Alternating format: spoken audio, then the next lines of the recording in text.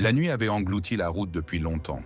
La pluie s'abattait avec une telle force que le pare-brise ne servait plus à rien, les essuie-glaces frappant en cadence une eau qui revenait aussitôt, épaisse et opaque. La voiture semblait lutter contre une mer invisible. Chaque virage avalé dans une obscurité où seuls les éclairs, par instants, déchiraient les contours des arbres qui se resserraient de plus en plus.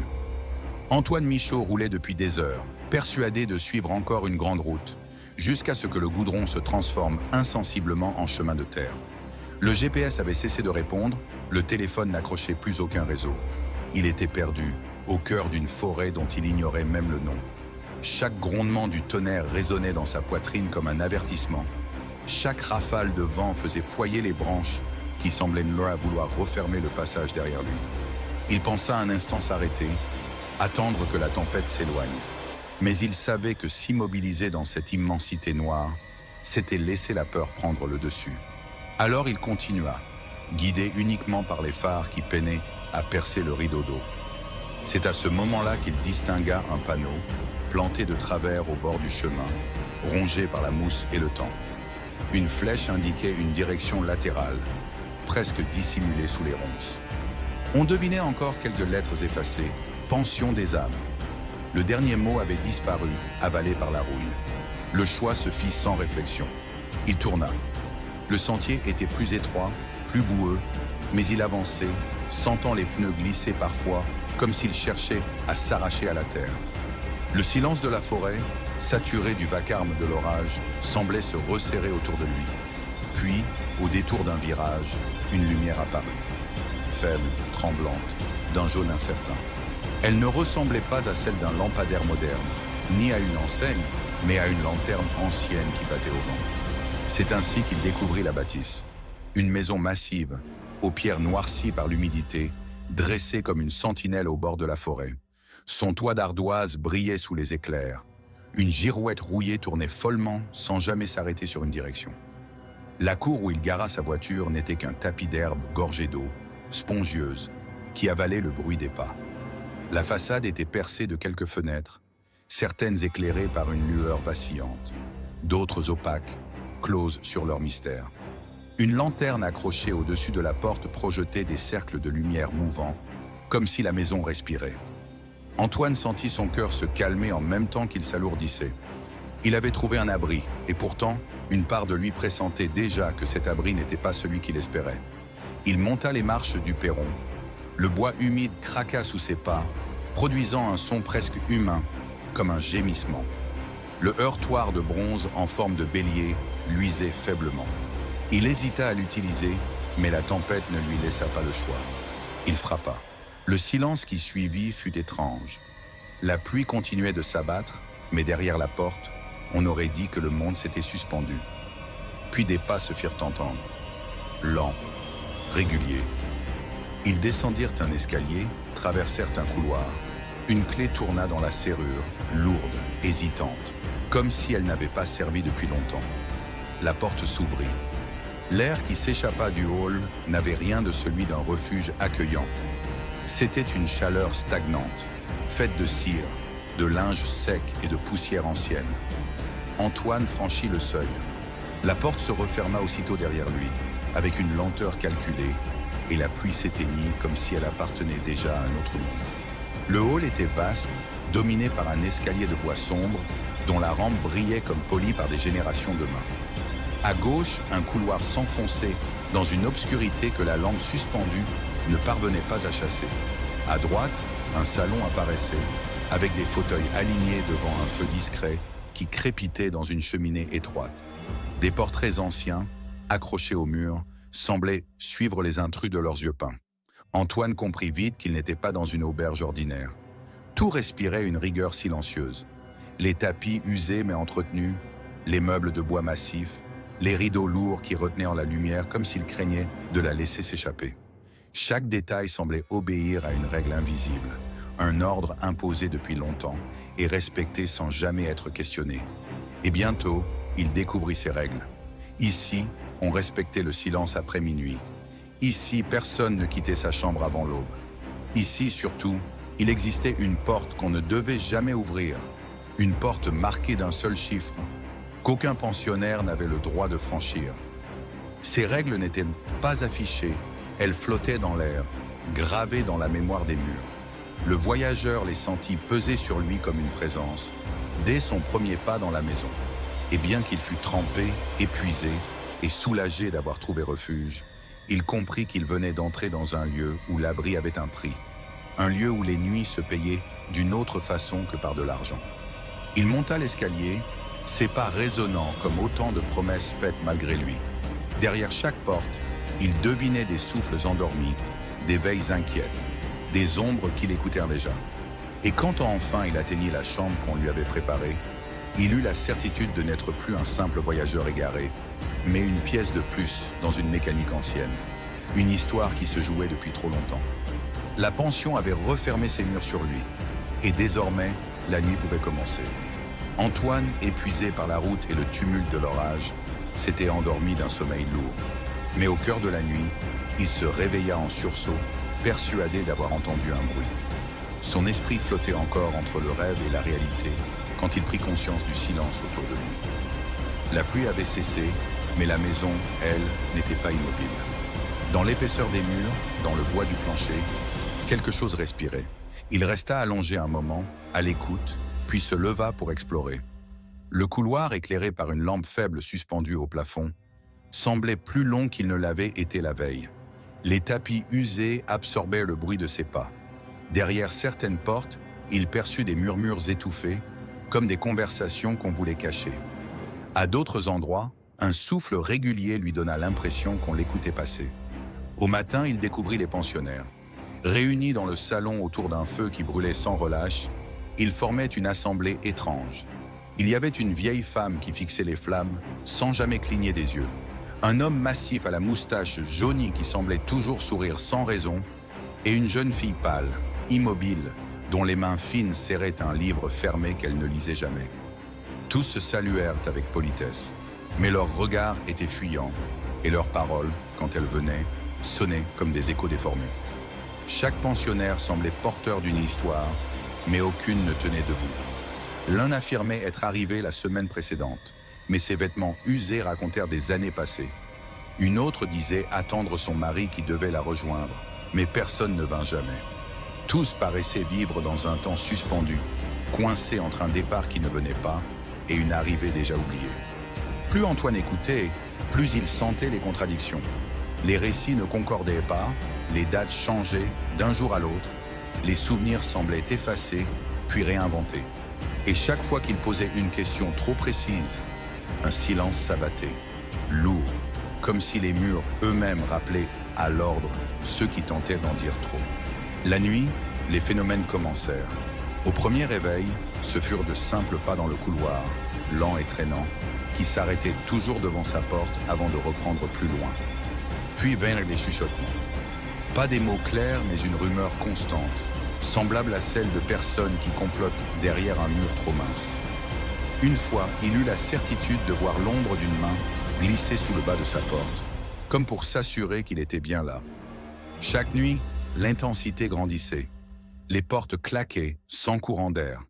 Des ombres apparaissaient dans le miroir de sa chambre, alors qu'il se tenait seul. Les portraits accrochés dans le couloir semblaient changer d'expression selon l'heure. Et toujours, au milieu de ces manifestations, la porte marquée d'un chiffre seul restait close. Antoine, malgré lui, se surprenait à ralentir chaque fois qu'il passait devant, attiré et repoussé par une force qu'il ne comprenait pas. Un soir, cherchant un moyen d'échapper à cette atmosphère oppressante, il descendit jusqu'à la bibliothèque de la pension. La pièce, éclairée par une lampe à huile, sentait le papier ancien et la poussière. Des étagères entières croulaient sous des volumes reliés de cuir. Ses doigts errèrent sur les tranches jusqu'à tomber sur un registre plus épais que les autres, posé en évidence sur une table. Sa couverture, craquelée, portait un simple titre « Livre des voyageurs ». Il l'ouvrit. Les premières pages contenaient des noms, des dates d'arrivée, des annotations manuscrites. Rien de surprenant au premier regard. Une pension devait tenir ses registres. Mais en parcourant les lignes, il sentit une sueur froide lui couler le long du dos. Les dates remontaient loin, très loin, jusqu'à des décennies passées. Et les noms, il en reconnut certains. Ce n'étaient pas des anonymes, mais des disparus, des voyageurs dont il avait entendu parler dans de vieilles histoires. Des gens que les journaux, autrefois, avaient listés dans leurs colonnes, classés comme perdus sans trace. Chaque nom portait une mention, parfois une simple croix, parfois un mot griffonné, comme retardé, retenu ou encore absorbé. Les dernières pages semblaient plus récentes. La plume avait couru jusqu'à une ligne restée vide, comme si elle attendait. Il referma les registres, le souffle court. Autour de lui, les murs craquaient. Une étagère vibra et une poussière fine tomba comme une pluie silencieuse. Il se retourna brusquement, persuadé d'avoir aperçu une silhouette entre deux rayonnages. Mais la bibliothèque était vide. Pourtant, il comprit à cet instant qu'il n'était pas seulement un visiteur égaré. Il était déjà inscrit, d'une façon ou d'une autre, dans cette maison. Et tôt ou tard, son nom remplirait la page encore vierge du registre. La nuit reprit ses droits. Le couloir, en haut, se remit à bruisser de pas et de murmures. Les pensionnaires, à demi endormis, semblaient se déplacer sans ouvrir leurs portes. Et lui, seul dans sa chambre, veillait, sachant que l'histoire de la pension avait commencé bien avant son arrivée et qu'elle se poursuivrait bien après lui. Antoine avait tenté, nuit après nuit, de se convaincre que tout cela n'était que le fruit de la fatigue et du hasard. Mais plus il restait dans la pension, plus il sentait que la frontière entre le réel et l'irréel se dissolvait. Le registre hantait ses pensées. Les noms inscrits, les mentions étranges, la page encore vide. Tout lui revenait chaque fois que son regard croisait un portrait ou que ses pas résonnaient dans le couloir. Il avait commencé à remarquer des détails qu'il n'avait pas vus auparavant.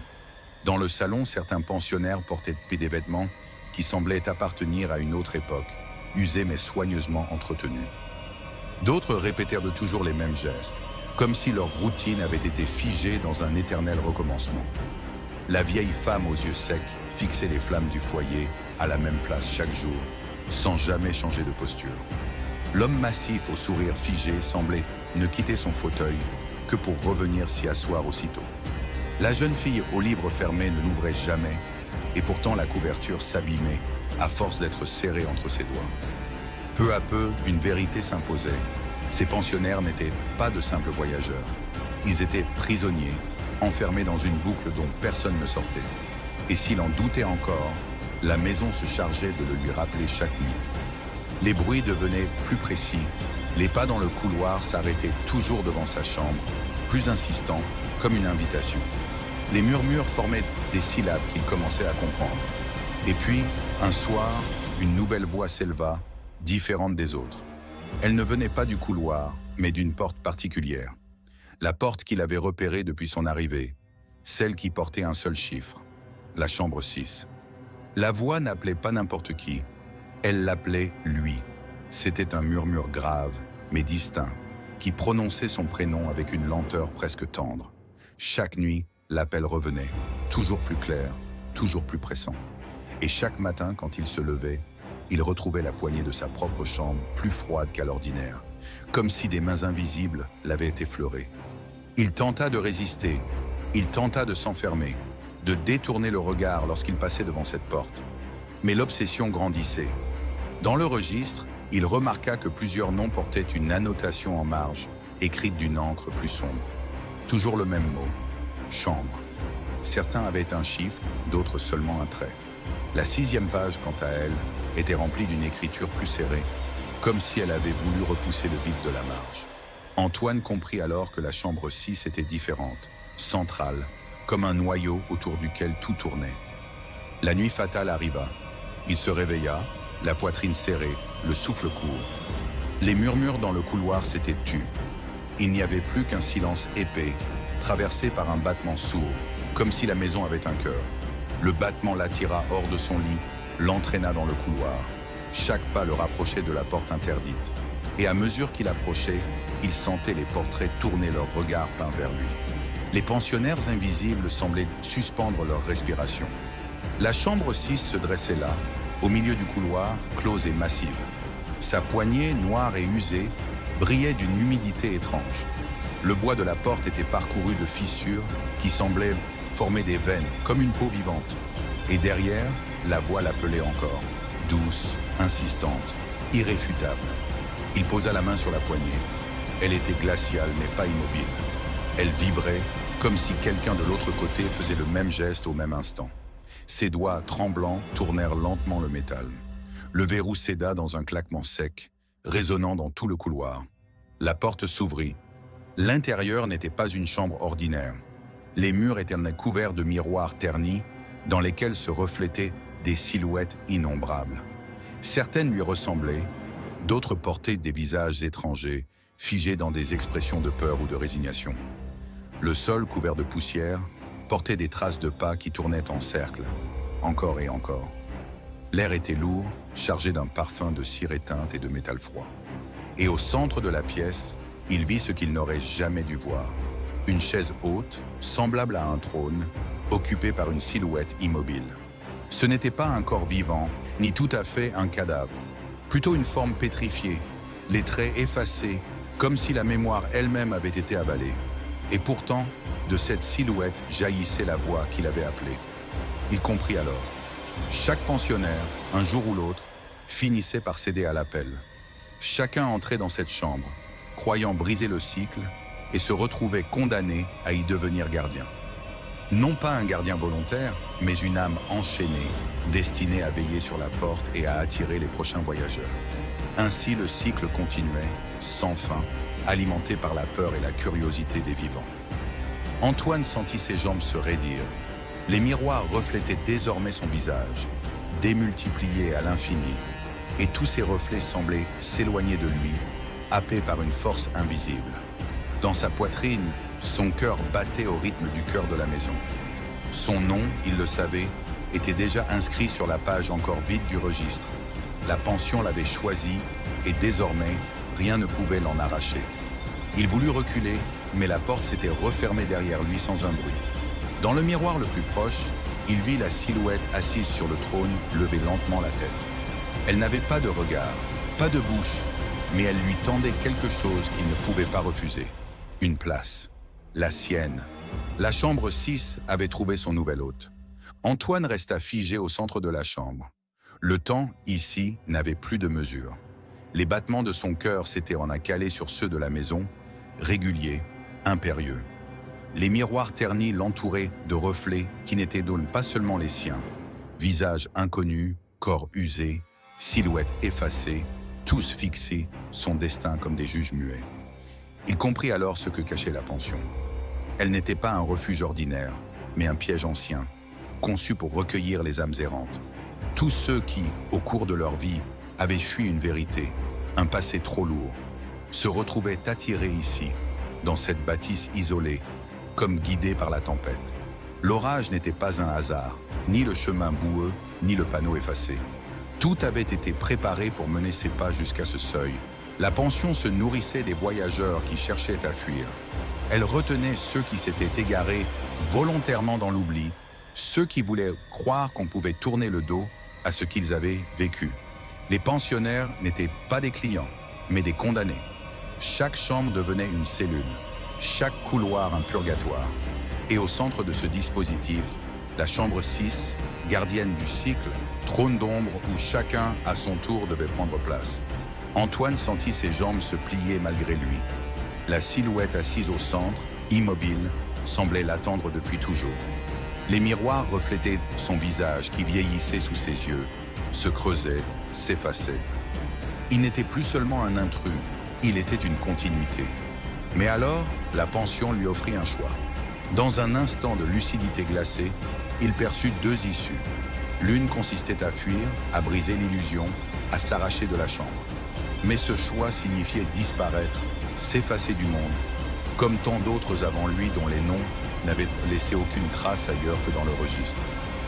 L'autre choix était d'accepter, de s'asseoir, de devenir le gardien, de céder son visage et sa mémoire à la chambre 6 pour attendre le prochain voyageur.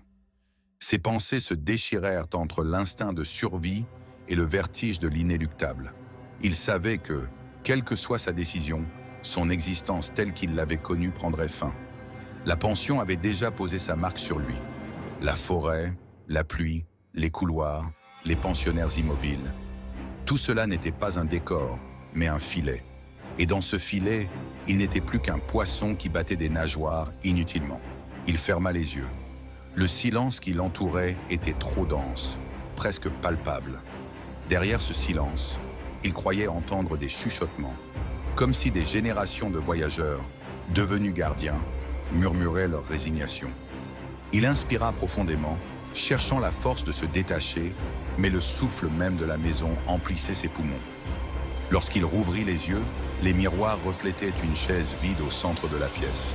Et dans ce reflet, c'était lui qui s'y dirigeait déjà, lentement, inéluctablement.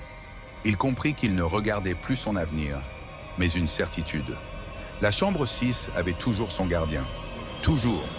Et celui qui croyait pouvoir l'éviter ne faisait que retarder l'instant de sa propre soumission. Antoine tendit une main tremblante vers le dossier de la chaise. Les miroirs frémirent, comme s'ils attendaient que le cycle se referme une fois de plus. La maison entière, au-delà des murs, retint sa respiration. Le registre posé quelque part dans la bibliothèque savait déjà quel nom remplirait sa dernière ligne. Mais alors tout s'effaça. Plus de chambre, plus de miroirs, plus de chaises. Seulement un noir profond, insondable. Le voyageur avait cessé d'exister pour ce monde. Peut-être avait-il fui, peut-être avait-il accepté. Personne ne saurait jamais vraiment. La pension, elle, n'expliquait rien. Elle accueillait, elle retenait, elle effaçait. Et pourtant, certains soirs d'orage, quand la pluie noie les routes et que le vent fait plier les arbres, un voyageur perdu croit apercevoir, au détour d'un chemin, la lueur tremblante d'une lanterne. Il s'approche, poussé par la fatigue ou l'espoir d'un abri, et découvre la silhouette sombre de la pension, dressée au bord de la forêt. Alors le cycle recommence. Une porte s'ouvre, une main l'invite à entrer, et le piège se referme. La pension des âmes n'existe que pour cela. Attirer ceux qui refusent d'affronter leur passé, les retenir entre ses murs et les offrir à la chambre interdite. Et dans cette chambre, le gardien attend toujours. Parfois, c'est un visage effacé. Parfois, un souffle qui n'appartient plus à aucun corps. Mais toujours, c'est un appel. Et maintenant, auditeur, celui qui écoute ces mots dans le silence de sa propre nuit, pose-toi la question. Si tu entends un jour, dans le couloir de ton sommeil, une voix qui t'appelle doucement par ton prénom, seras-tu assez fort pour ne pas répondre? Car peut-être que ce soir, c'est toi qu'elle a choisi.